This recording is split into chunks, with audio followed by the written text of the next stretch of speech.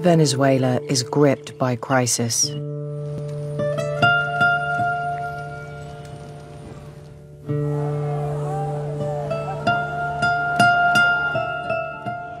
Ravaged by economic collapse and marred by political decay, the government of Nicolas Maduro faces an existential threat. Maduro has been ruling in the middle of a very big storm.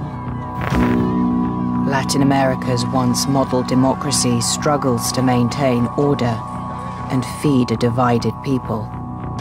We have never seen a deterioration of living standards of this magnitude almost anywhere in the world. A nation boasting the world's largest oil reserves fights for economic survival as it's pulled further apart. Polarization is there racially, is there regionally, is there by class. It's there in multiple ways. But the seeds of its current demise were sown a century ago, when the events of its formative years ensured that the fate of Venezuela would be written in oil.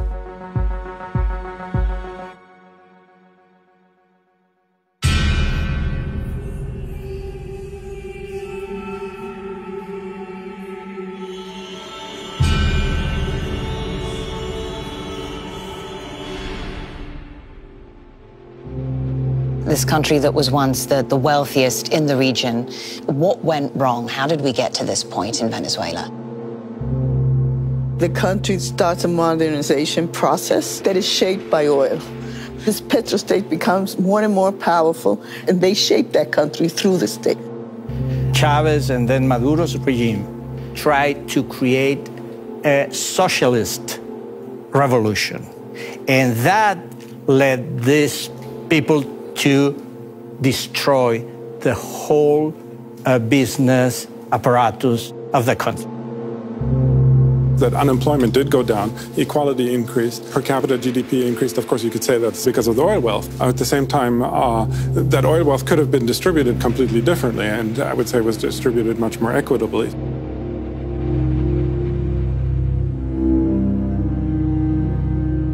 Venezuela was a very backward country before oil. One of the poorest of Latin America. Life expectancy was in your early 30s, and about 3/4 of the country was illiterate. It's very difficult to speak of a national polity, much less of a national culture. Then we have an extraordinary development in 1914 when Venezuela sinks its first wells and begins pumping oil for the first time. Venezuela enters the era of commercial heavy oil production, and not only is the British and the Dutch involved, but now the US also comes to Venezuela to partake in oil's production. Foreign oil giants such as Royal Dutch Shell and the American Standard Oil Company were granted concessions by the military dictatorship of Juan Vicente Gomez, allowing them to drill for oil and allowing Gomez to get rich. The arrival of the oil companies, the development of the industry, parallels the rise of Juan Vicente Gomez and the rise of the Venezuelan state. Even though Venezuela really begins to develop its oil economy, the Venezuelan state doesn't benefit hugely because, in essence, it's only charging rent for the land. By the mid-1930s, the once loose collective of largely coffee-exporting regions had become a consolidated nation-state, formed and transformed by oil. We have the beginnings of a mass process of urbanization. So people are coming out of the rural countrysides into the big cities because the major landowners are selling off their land to the oil companies. The very idea of oil became imbued with the notion of modernity. That the oil camps, with the North American presence, the British presence, with electricity, water, sewage, would then become social laboratories that other Venezuelans should emulate. On the one hand, there were people who were living in the oil camps, who received all the benefits of working for oil companies. And then on the outside of these camps, you had the majority of Venezuelan society who didn't have access to all of the healthcare and benefits and education benefits. Juan Vicente Gomez died in 1935, but he'd laid the blueprint for other dictators to follow, developing infrastructure suppressing dissent, and getting rich off oil deals. The first half of the 20th century would see Venezuela ruled by oppressive military regimes for all but 3 years, when a popular push for democracy in 1945 briefly unseated dictatorship. But the political parties cemented in that democratic interlude, Acción Democrática, AD, and COPE, Christian Democrats, remained a persistent opposition to authoritarian rule. By the mid-1950s, the rule of another dictator, General Marcos Pérez Jiménez, would create a vastly expanded and increasingly unequal state. We enter what some have called the bulldozer years in Venezuela. The state will now use the funds, the profits of oil to engage in broad-scale developmentalist projects. Those are all great opportunities for development, but also for corruption. Because in the process of developing those projects, the military and their associates were all benefiting tremendously. The big problem is that the only way Pérez Jiménez can maintain himself in power is through brutal repression. What we see is a real clampdown, brutal clampdown on political opposition. You start to seeing also the very clear parameters of two Venezuelas. The Venezuela that benefits from oil and the Venezuela that actually still remains in the shadow of the oil industry. And that Venezuela is rural, that Venezuela is poor, that Venezuela is illiterate, that Venezuela is seeing and looking at the evolution of the other, but is not benefiting from it. As Venezuela's elite got richer and its poor were getting left behind, the forces for democracy, once again, dared to take on a dictator. You begin to see rumblings in the military. You begin to see younger officers protesting much the same way they had protested before. There's also an active social movement being led by dissidents in the Communist Party, in Acción Democrática, even the Social Democrats and others that are actually cooperating to undermine Pérez Jiménez. So Pérez Jiménez is effectively overthrown through another coup, which then brings us democracy in Venezuela in 1958.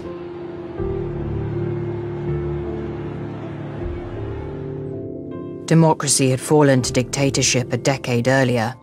For it now to survive, unity was a must. There is an attempt to form a pact. So AD comes to the table with its union and party political framework. COPE comes to the table, the Christian Democrat right. So what you have around the table is essentially all of the key financial and political interests in the country. The Roman Catholic Church is also essentially party to these negotiations, as is the military. These parties signed the Pacto de Punto Fijo and began what has been called in Venezuela the Punto Fijismo, meaning there was an agreement in which the parties agreed not to go in conflicts that could put at risk Venezuelan democracy. Venezuela was moving inexorably toward the so-called First World with growing confidence. It had broken the cycle of military coups, and now the Punto Fijo Pact ensured progress would be underwritten by democratic process. Venezuela enters a kind of golden age because it has its modernization going on now for 2 decades, and it also has now a democracy that begins to be an example for the rest of Latin America. In 1960, Venezuela helped establish the Organization of Petroleum Exporting Countries, OPEC. And in 1973, following the hike in oil prices after war in the Middle East, it was awash with petrodollars. Venezuela was asserting itself as a global player. And in Carlos Andrés Pérez, it would have a president ready to take the next big step and take back its oil. That was the dream of democracy. And so Carlos Andrés says, I've got the money, why not? Let's do it. And so we nationalized the oil industry in 1975. It is called PDVSA, Petróleos de Venezuela S.A. What it essentially does is it nationalizes the bureaucracy of oil exploration. It's nationalization to create a company rather than nationalization of Venezuela's oil sector per se. Many of the oil workers maintain their privileged status in the oil camps. And this is the period in Venezuela that many refer to as La Venezuela Saudita, an image of Saudi Venezuela, in which the notion is, and one of the terms in Venezuela is, "Ta barato, dame dos." It's cheap, give me two. And Venezuela had that kind of wealth. The dream of a state-owned oil company had been realized with PDVSA. President Carlos Andrés Pérez now embarked on a nationwide spending spree, funding social programs, housing projects, and nationalizing industries. With the price of crude oil at a record high, such lavish spending could also be supplemented by borrowing. He wanted Venezuela to be an industrialized country, and he thought this could be done because we had a lot of money. So this idea also puts us in loans and more money that continues as long as the price of oil is good. As the oil price begins to fall back, Venezuela doesn't reduce its financial outlays. You have this huge bureaucracy which also emerges in Venezuela, and huge amounts of corruption. Government high posts implicitly had the benefit of helping yourself and helping others in your social circle. But instead of addressing any of these problems, the strategy of the government is instead to borrow money. The debt becomes more difficult to pay. Under that environment, Acción Democrática loses the election of 1979, and we have to go more to a market economy. Inflation begins to take off, corruption becomes an even more profound problem, and yet we have no effort made by any of the governments in the 1980s to actually address the overwhelming reliance on oil, which was falling in value. Successive governments of Acción Democrática and COPEI did little to check the economic decline, social inequality, and the corruption of a ruling class. In December 1988, Carlos Andrés Pérez was re-elected to office, promising to bring back the cash-rich glory years of his first term. But rhetoric would be trumped by reality. Once he is sworn into power, he tells the Venezuelan people, I already have negotiated and I'm going to the IMF. Venezuela had to go to an agreement with the International Monetary Fund to... You're saying there was no choice? No choice at that time, because Venezuela was indebted. Venezuela had to go to some adjustments, structural adjustment, to launch the growth again. The problem is, Greg, this IMF loan comes with some very difficult terms and conditions. You have a segment of the population that hasn't benefited from the boom times. Living conditions have been deteriorating through the 80s, and now comes this IMF loan where, yet again, they're feeling the effects. Should Pérez have anticipated this? Well, yes, he should have, certainly, because it affected, again, the poor who had been already suffering. It affects them even more. But I would say just one step back also in terms of, was there an alternative? I think we have to keep in mind, on the one hand, that at that time, the neoliberal kind of policy paradigm was absolutely hegemonic around the world. And so it certainly appeared that way, I think, that there was no alternative. I would argue from today's perspective, there probably were some alternatives. One of them would have been perhaps to actually default on the debt, which of course, has all kinds of other consequences. One can talk about trying to, for example, tax the wealthy more, or some other way of raising revenues other than cutting back on the parts that have an impact on the poor. What do you say to that, Carlos? People were still suffering in terms of unemployment and wages. Yeah, because when you change, when you have to, the idea in the second Carlos Andrés Pérez government was that the country couldn't be resorting on oil resources, couldn't be depending on the state resources. They had to promote private entrepreneurship. They have to promote the participation of a business. We had to promote foreign and national investment in oil, in other industries that were state-owned.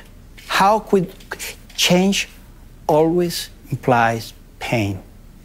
And to lessen the pain for the majority, there were some of the most advanced social programs at that time that later on were, taken by Brazil and by Mexico too. Margarita, who is feeling I have a different perspective on that. I mean, you want to change us from one day to the other into a free market economy when we have been a state economy throughout all the 20th century? I mean, you can't do that. And I think the problem was not that the change had to come, and we still haven't been able to have a market economy in some way that will let us to feed the population, the 30 million of Venezuelans that we are. But the problem was the way it was put out. It was a political problem. The political problem was Carlos Andrés said, you know what, we can't take this anymore. We're changing, and we're going to do a radical change. What also played a major role in that moment was the fact that Carlos Andrés Pérez ran on a platform that was anti-neoliberal when he ran for president, and then made this big turnaround. I mean, that's why it was a 180-degree turn. A week after he came into office? Actually, that, I think, has a major impact on what happened afterwards as well. Actually, I think that's not accurate, because he said in his electoral campaign that he was going to bring major changes in Venezuela and the economy and the political realm. But what is true is that he represented the golden years. The golden years that we had in the 1970s. Is that your understanding, Greg? He was perceived in one way and then does the opposite. And that was exactly what was this adding insult to injury. I mean, the injury being the cutbacks on subsidies for transportation or for food. And at the same time, this is not what we thought we were voting for. Yeah, I think there was a big disenchantment. He doesn't consult his party because he thinks he is so popular, he doesn't need to consult his party to do this radical change. And so there is some arrogance in Carlos Andrés vis-a-vis his party. He says, if I go to my party, I lose too much time. He goes to the IMF to do a shock therapy. That's the way it was called at that time. With a country that depended on the state for everything. You can't just jump into a free market economy without giving a transition to the people, without convincing the people, without doing some kind of political maneuver there to convince the people that that is necessary. The people didn't think it was necessary. That's the point. I really think that the society was used to something, and as Carlos said, if you change that, it's going to be painful, and the society is going to resist. And that's the Caracazo. By 1989, the country was facing a very dire situation. The government of Carlos Andrés Pérez, of which I was part, tried to rebalance the economy by eliminating all of these price controls, exchange controls, refinancing the debt, and asking for international financial assistance. But before any of these policies were adopted, the government that had taken over on February 2nd, 1989, was met with this Caracazo. This was a massive revolt of the Venezuelan people. Popular sectors, poor sectors who were coming down from the barrios. It started out of the raise of petrol in the gas stations. Poor people, middle-class people were ransacking markets. It spirals into this massive social explosion because in many ways that Venezuelan dream had come to an end. The Pacto de Punto Fijo was shattered because in response to the massive social protests, spontaneous social protests, the government of Carlos Andrés Pérez, his ministers, his supporters, supported the use of the military. The deepening economic turmoil and simmering distrust of the political elite now saw Caracas ablaze with riots and looting. President Perez gave orders for the military to restore order to the streets of Caracas. The military's response would be deadly. These were troops that had, some of them were youngsters that are 18 years old. They were afraid of the people of the city. They put them into shanty towns and they started killing. It was a very brutal, it was a very horrific repression of popular mobilization. This was the moment of rupture with democracy in Venezuela. The headline in Newsweek in the US was, Latin America's model democracy explodes. Government figures claim 276 civilians were killed in the military crackdown. Independent reports suggested the death toll was almost twice as high.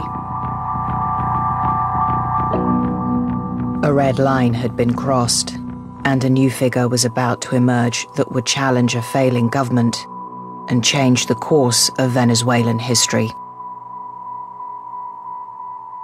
The military started conspiring against the government of Carlos Andrés Pérez. And this conspiracy is going to take place, is going to come out in the open in 1992 with the coup of February the 4th. The leader of the coup was Hugo Chavez. The coup attempt was launched in 6 different cities across Venezuela. Because Chavez had failed to capture Caracas, he was basically taken prisoner, and during a very, very famous television interview when the coup was over, lamentablemente, por ahora, los objetivos que nos planteamos no fueron logrados en la ciudad capital. Chavez said, "We failed to achieve our goals for now, por ahora." And this 2-word sentence really became the catchphrase of demands for political change in Venezuela. The government of Perez, doing these reforms, had a lot of discontent. When Chavez attempted a coup in February 1992, suddenly that discontent got the face that represented the disturbances that the society had. Chavez is now on the political map, and he, in effect, is seen as the political savior for those completely disaffected with AD and COPE. Hugo Chavez, a middle-ranking officer in the Venezuelan army, had failed to overthrow Carlos Andrés Pérez and was sent to prison. He would be released within 2 years. He'd taken on a corrupt elite, stood up for the poor, and transformed himself from a man of the military to a man of the people. By 1998, the man who would be king would be elected as president. En Venezuela tiene su hora, y es que llegó la hora del pueblo.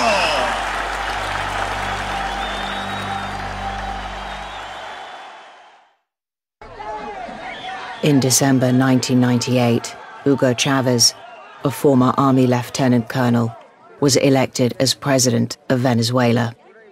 Señor Comandante Hugo Chávez Frías. In a country divided by race and class, where white equaled wealth and privilege, and anything else meant everything less, Chávez's victory was an historic turning point. He was of a mixed indigenous heritage.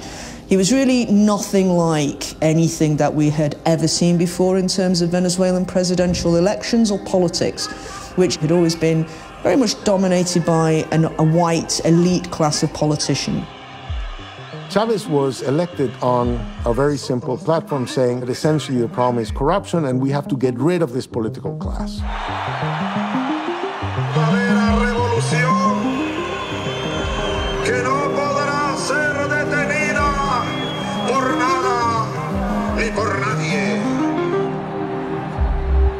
Chavez was talking about the importance of a third way between socialism and capitalism. It was all about participatory democracy, and what Chavez was promising to do was to completely overhaul the punto fijo state. The new president created a constituent assembly to write a new constitution and set about his task of transforming the country. Chavez began to say, we need to eradicate this poverty in our country, and the way to do it is by gaining control of our oil industry and making sure those profits are going back into our country. Reconocemos la importancia que tiene PDVSA para el país, pero al mismo tiempo siempre hemos dicho desde antes de llegar al gobierno que PDVSA no puede ser un Estado dentro del Estado. By seeking greater control of the national oil company, PDVSA, Chavez was taking on Venezuela's most prized and powerful asset. The fight for PDVSA spilled out onto the streets, becoming symbolic of the struggle between two Venezuelas. One left behind by an oil-fueled modernity, the other looking to keep its place and its control within it. Caracas was a tinderbox of competing ideals, battling for the very idea of Venezuela. Venezuela was in huge turmoil. Everyday demonstrations in the streets. Going to Miraflores, the presidential palace. There was an opposition rally that was moving in hundreds of thousands towards the palace in order to ask Chavez to resign. But the palace was surrounded by backers of Hugo Chavez that were going to resist this rally.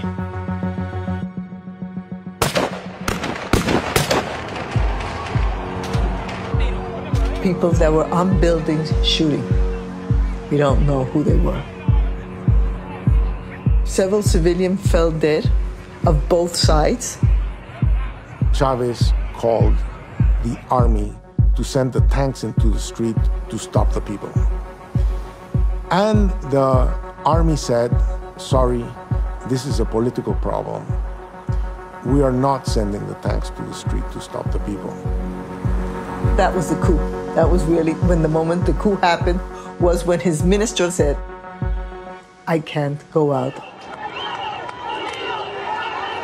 The army had been scarred by their handling of the Caracazo unrest in 1989.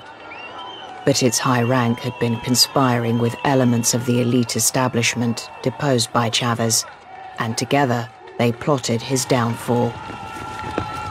We started getting reports in the fall of 2001 that, this guy, that guy, the other guy are planning a coup. Charles Shapiro had taken his seat as the U.S. ambassador to Venezuela just 3 weeks before the coup against President Chavez, a coup that was far from secret. It becomes like background noise. If we're hearing this, everybody in Venezuela is hearing it as well. The executives of PDVSA were in the coup. The church was in the coup. The Cardinal of Caracas was in the coup. The entrepreneurs, the president of Fede Cámaras was in the coup. And so it became clear that they were planning something, and the U.S. ambassador who was in Venezuela at the time was openly collaborating with the opposition. The U.S. government did not organize, plan, implement, authorize a coup, okay? And if I had, I'm not organized enough to have organized a coup in 3 weeks. Chavez was forced out by this coalition of, these opposition groups allied with these dissenting high-ranking military officers who had forcefully gone in and taken him against his will. Chavez had been ousted, taken into custody, and flown to an offshore military base. Pedro Carmona, the head of the Venezuelan Chamber of Commerce, Fede Cámaras, was now hastily sworn in as interim president. His presidency would last only hours. When this huge pro-Chavez demonstration comes and essentially drives Carmona and his government out of the presidential palace, the military sends a helicopter to pick up Chavez. Chavez gets back to the presidential palace. It's something like a movie. A Hollywood movie. He comes back in a helicopter in the night, and the people are waiting for him. And he says, oh, here I am, go to sleep, I'm here, I'm president again. Within 48 hours of being overthrown, Hugo Chavez was back in power. 8 months later, his authority would be challenged once again. Certain officers of the oil company seem to have been involved in the coup. But in any case, Chavez didn't feel strong enough to oust them from the company. And what they did was that they continued to conspire to make a better coup. That's really what they did. And so what was a better coup? An oil lockout. This is not a strike. This was the result of an action taken by executives and by high oil executive officials to actually lock out employees, to bring production to zero, to try to crash the economy in Venezuela, to put the economy on its knees. The National Oil Company, along with the Union Federation and the Chamber of Commerce, conspired to bring Venezuela to an economic standstill with the aim of bringing down Hugo Chavez. The strike proved to be a failure. They were unable to stop production. There's a new sense of PDVSA that comes out of the strike, that PDVSA now belongs to a larger number of Venezuelans than rather the symbol of a privileged status for a small select number of individuals. Hugo Chavez had held firm, and now, at the beginning of 2003, the president's resilience turned to resurgence. Este pueblo está listo para salir de nuevo el día que sea necesario a defender su democracia y a defender su revolución. So he went to Cuba, and Cuba came up with a bunch of new social programs.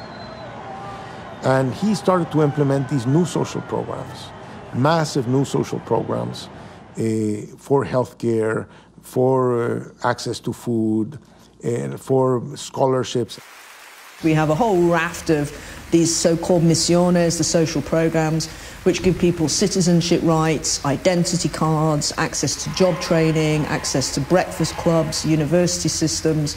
So this is a very comprehensive effort to deliver basic social services. What this is doing, though, is essentially still using oil as that redemptive quality to bring social change, while bringing social change, deepening the dependence on oil, and he can do this while the prices of oil are high. He had access to finance. He could borrow as if it was going out of fashion. So he decided that that was the moment to radicalize the process. In 2007, with the price of crude oil 6 times greater than when he was first elected to office, Chavez embarked on a nationalization drive. Esta es la verdadera nacionalización del petróleo. El petróleo es de todos los venezolanos. He renegotiated oil contracts and brought power and resource companies as well as telecommunications groups and banks under state ownership, and in his view, under the will of the Venezuelan people. He's trying to continue on with this grassroots governance, but the more entrenched he became in power, the more the further away he drifted from that initial model that had been so widely accepted and, beloved by the people. Oil prices began to decrease. People began to say, wait a minute, before it's all gone, I'm going to get my piece of it. When Chavez had first come to power, he had said that essentially there was going to be a hard hand, an iron fist against these problems of corruption, which had been so overt under Pontifijismo. But the reality was that absolutely nothing was done. As the integrity of his government withered, so too did the president's health. Chavez was suffering with cancer and could no longer keep his ailing condition hidden from the Venezuelan people. In October 2012, still frail from intensive treatment, Hugo Chavez won a 4th term as president. By March 2013, he was dead. It's impossible to underestimate the effect that the death of Chavez had. The outpouring that one saw on the streets at the same time as the celebration of some people, really was explicative of the kind of Venezuelas we had, with thousands lined up to see his body laying in state,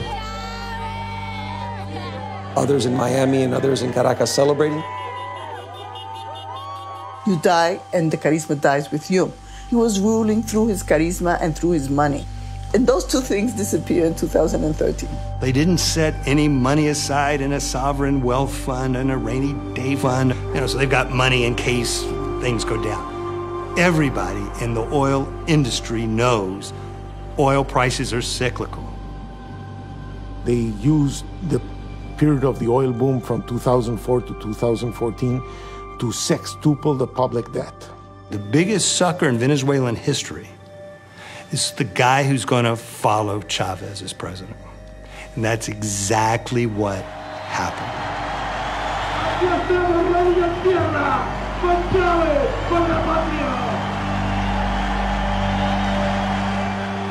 Nicolas Maduro, a former bus driver and trade unionist who'd served as foreign minister, was handpicked by Chavez as his successor.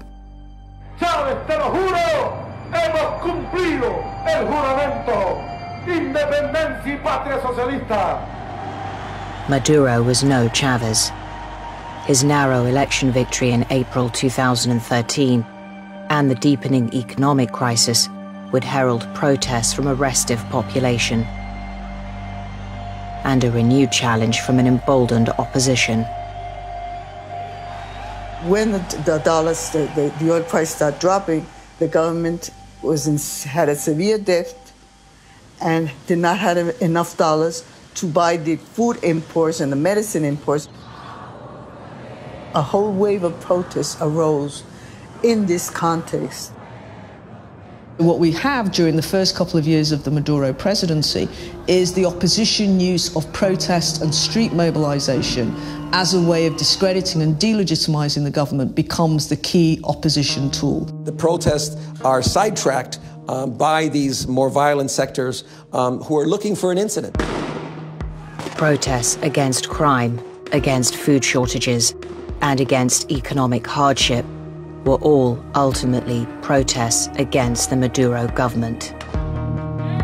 Violence was met with violence. Clashes between protesters and state forces would leave dozens of Venezuelans dead. Maduro has no support. The only support that Maduro has is the repressive forces of the state, the military, the police, and the paramilitary groups. In parliamentary elections held in December 2015, the opposition Democratic Unity Roundtable, that had included parties such as Acción Democrática and COPE, secured a two-thirds majority in the National Assembly. Convulsed by the prospect of the opposition blocking government appointments, as well as dictating policy, President Maduro manipulated Supreme Court appointments and manufactured a ruling favorable to his objective, to nullify the National Assembly. That's where some of us began to see these transgressions into, a more authoritarian type of government, less democratic. Then clearly we've stepped beyond the bounds of democracy and far beyond the participatory democracy that the Bolivarian Revolution had proposed to build in the country.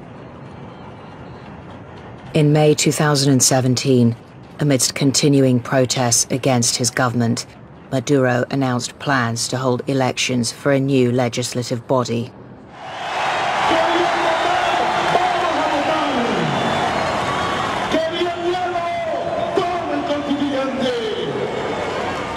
The Constituent Assembly would have sweeping powers to rewrite the Constitution and dissolve the opposition-led National Assembly. Such plans would lead to 3 months of sustained clashes between anti-government protesters and the government's own forces. This mass protest was met with massive, massive repression. In the end, 135 people were killed. 15 of them, on July 30th, 2017, the day when the National Constituent Assembly was elected. 15,000 people were injured. 6,000 people were put in prison. It was a repression of a scale that the country had never seen. 2017 would continue to be a year of contested elections.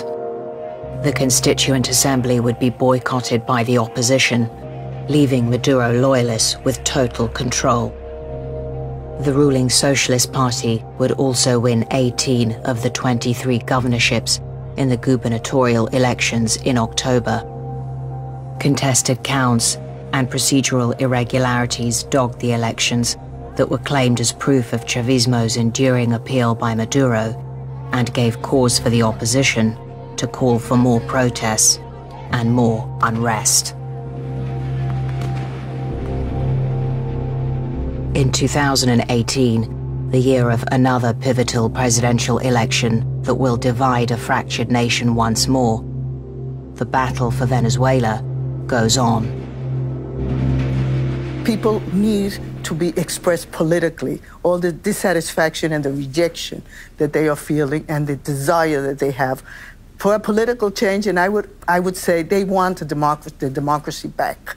And the opposition hasn't known how to put their act together to give that strategy and that political expression, because that is not going to come from the government. They are authoritarian and totalitarian. Is there any way, any chance that you can have the opposition and the government have any type of talks and negotiations? What is clear throughout discussion is that through the decades, you have had a class struggle, you had a power struggle playing out. This is a deeply divided society. Can these forces that have been opponents for so long ever coexist? Well, currently they are negotiating, and I think there's a willingness on both sides to come to an agreement because the economic crisis has been going on for so long, and people will tend to blame Maduro for that. Although I think the U.S. and the opposition bear a large part of the blame for the current economic crisis. Venezuela is in a kind of semi-civil war situation right now with the opposition from the U.S. The U.S. Is putting tremendous pressure with its financial sanctions against Venezuela, where it cannot refinance its debt. That is having an economic impact, as well as, of course, the ongoing the tremendously high inflation, which I think is partly also the government's fault. But the combination of these factors is going to cause a lot of people to say, we give up, we're going to vote for somebody else. I think the only solution for Venezuela are negotiations for a transition to democracy, meaning resignation of Maduro, free and fair elections supervised by international organizations, and to get a new path to democracy. Greg? Personally, I think that the elections are already very guaranteed in terms of their security and protected against fraud, but they could have additional controls, and that could happen. Then that might be a way of moving forward, but it all depends, again, on who the opposition candidate is and if they can actually challenge the Bolivarian, so to speak, movement, which is still very substantial in Venezuela. Is there any hope for coexistence between those that support the Bolivarian revolution and those that oppose it, or is it always going to be like this in Venezuela, a zero-sum game for survival? I think that the people that are at the top of the government don't have any disposition for changing their points of view. And so there's no way we can go to a democratic transition. But I think one could say the same thing about the stubbornness of the opposition. I mean, they've taken also very extreme, very hardline positions that make negotiation extremely difficult. So I think... for fair elections? No, asking for Maduro's resignation. And that is a position that's not on the table right there. Right? Well, that's what they've been asking for. No, and that's what I'm saying. That's not on the table, I'm sorry. But on the table are four things: to free the prisoners, to recognize the National Assembly, to give a chronogram of a fair election. What's the fourth? And to respect the national assembly. And to call for humanitarian. Right, they're not asking for the resignation. An agreement is possible, but so far the demonstrations and all of the demands in the public sphere have been a resignation of Maduro. Demonstrations are democratic rights. People have the right. I'm not saying that they can't demonstrate for it, but I'm saying as long as they maintain that position, an agreement will not happen. If you ask for a resignation of officer or public officer, that's your right. Of course, I'm not saying it's not their right. I'm just saying that no agreement will be reached on that basis. Yeah, but that is not on the table of negotiation. I repeat, there are 4 things that are on the table of negotiation. The resignment of Maduro is not on the table. Well, that's why I said that an agreement is possible in that sense, but not on the demand for a resignation. What did Jorge Rodriguez just say? Jorge Rodriguez said, you recognize the National Constituent Assembly. The opposition cannot recognize the National Constituent Assembly because it completely destroys democracy. The main issue is that the government has the National Constituent Assembly with a supra-constitutional power that can decide whatever it wants to decide, to suppress governors, to suppress mayors, to approve change budgets out of the National Assembly, whatever it wants. You don't have any control, social control, on that body that is the body of the dictatorship, the tool, the fist of the dictatorship. I mean, there's many different responses to that, but I mean, one of them is, of course, that this was an elected body, even though that the government, I mean, the opposition boycotted that election. But it wasn't a democratic election. You have to agree but with you that. know, dictators do democratic elections. But the opposition could have won it. Actually, how can you tell me that is democratic? The base of democracy is one citizen, one vote. We are talking about 2 Venezuelas. The upper middle class, in many ways, thought that they owned the Venezuelan national project. It was their project. It was their notion of a country, because in many ways, it was part of their property, their privilege, their position. And that other Venezuela was always an uncomfortable attachment. That other Venezuela was always there, but not part of the national narrative.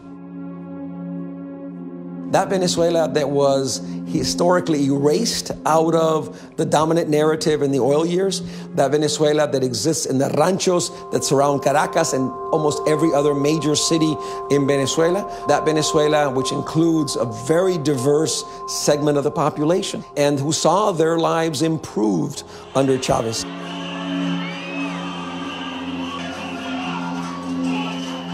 It goes well beyond what Hugo Chavez's vision was for Venezuela. What a lot of this has showed is that the movement wasn't strong enough to survive on its own without its leader. This is a regime that rules according to the right they have to rule because they are the successors of Chavez, that inherit his legacy. How is it possible that a participatory democracy that's supposed to be grassroots-based and a government of the people can't survive with just the people, but was really led by a leader? Because no one could fill the shoes of Hugo Chavez. We're dealing with a very fragmented society. It comes from 2 different lived experiences. There is no going back to pre-1998 and pre-Chavez. Venezuela has been transformed. It has changed. What it will evolve to remains to be seen.